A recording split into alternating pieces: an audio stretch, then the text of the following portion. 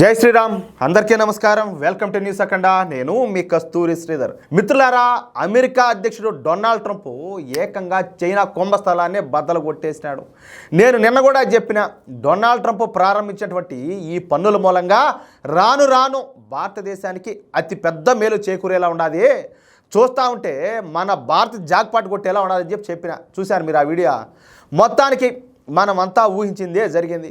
America అధ్యక్షునిగా ప్రమాణ స్వీకారం చేసిన వెంటనే ఈ డొనాల్డ్ ట్రంప్ మెక్సికో, కెనడాలతో పాటు చైనా పైన 20% పన్నులు విధించాడు. మళ్ళీ రీసెంట్గా మరొకసారి అమెరికాతో ఎగుమతులు దిగుమతులు చేసే అన్ని దేశాలపైన ఈ పన్నులు అయితే విధించాడనమాట. అంటే సెకండ్ టైం. ఈ సెకండ్ టైంలో మళ్ళీ చైనా పైన మరొక 34% పన్నులు విధించాడు. అంటే మొత్తంగా చైనా పైన 54% పన్నులు విధించాడనమాట. అంటే ముందు ఒక 20%, మళ్ళీ ఒక 34%, మొత్తం కలిపి 54%. ఇక మామూలుగా అయితే ఈ 54% ట్యాక్స్లో నేటి నుంచి అయితే అమల్లోకి రావాలా. అయితే చైనా సైలెంట్గా ఊరుకోకుండా ప్రతీకార చర్యల్లో భాగంగా తిరిగి అమెరికా పైన 34% పన్నులు అయితే విధించిందియా. ఇలా మద్దతులో ఉండి ఒకసారి. ఇప్పటికే ఈ అమెరికా ఉత్పత్తుల మీద చైనా 68% పన్నులు విధిస్తుంది. పాత పన్నులు, కొత్త పన్నులు మొత్తం కలుపుకొని చైనా అమెరికా పైన విధిస్తున్నటువంటి ఈ పన్నుల మోత 102% అవుతుంది. ఎంత? 102%. ఇక చైనా పొగరబోతే చర్యలతో ఈ డొనాల్డ్ ట్రంప్ అగ్గి మీద గుగ్గిలం అయిపోయినాడు. దీంతో అమెరికా చైనా మధ్య వాణిజ్య యుద్ధం మరింత ముదిరిపోయింది. చైనా వెనక్కు తగ్గకపోతే భారీ మూల్యం చెల్లించక తప్పదని చెప్పేసి డొనాల్డ్ ట్రంప్ 3 రోజుల నుంచి హెచ్చరిస్తానే ఉన్నాడు. ఏప్రిల్ 8వ తేదీలోగా, అంటే నిన్నటికిలోగా చైనా విధించినటువంటి ఈ సుంకాలను తగ్గించకపోతే చైనా పైన సుంకాలు మరొక 50% పెంచుతామని చెప్పేసి డొనాల్డ్ ట్రంప్ ఘాటుగా చైనాకైతే వార్నింగ్ ఇచ్చాడు.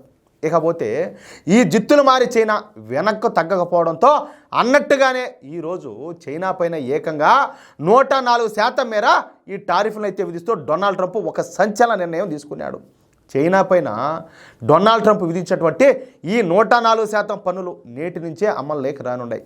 కానీ ఇక్కడ మరొక ఆసక్తికరమైన విషయం ఏంటంటే, అమెరికా పైన విధిస్తున్నటువంటి పన్నుల విషయంలో వెనక్కు తగ్గకపోతే అమెరికా చైనాల మధ్య అనేక రంగాల్లో చర్చలు జరుగుతున్న చర్చలన్నిటిని కూడా ఉన్న ఫలంగా రద్దు చేసి పారేస్తామని, చైనాకు బదులుగా ఇతర దేశాలపైన దృష్టి సారించి ఆయా రంగాల్లో ఆ దేశాలతో మా సంబంధాలను బలోపేతం చేసుకుంటామని కూడా డొనాల్డ్ ట్రంప్ అయితే హెచ్చరికలు అయితే జారీ చేశాడు. ఇక ఈ విషయంలో అంటే పన్నులు విధించడం అయితే అయిపోయింది.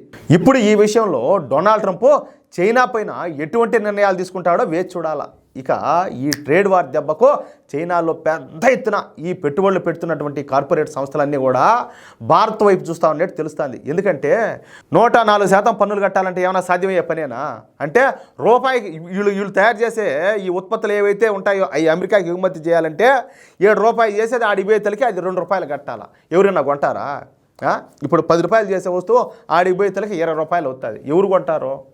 అందుకనే ఇప్పుడు చైనాలో పెట్టుబడులు పెట్టినటువంటి విదేశీ సంస్థలన్నీ కూడా భారత్ వైపు చూస్తున్నాయంట. ఎందుకంటే అమెరికా భారతదేశం పైన విధించేటువంటి పన్నులు తక్కువ. పైగా మన భారతదేశానికి అమెరికా మిత్ర దేశం.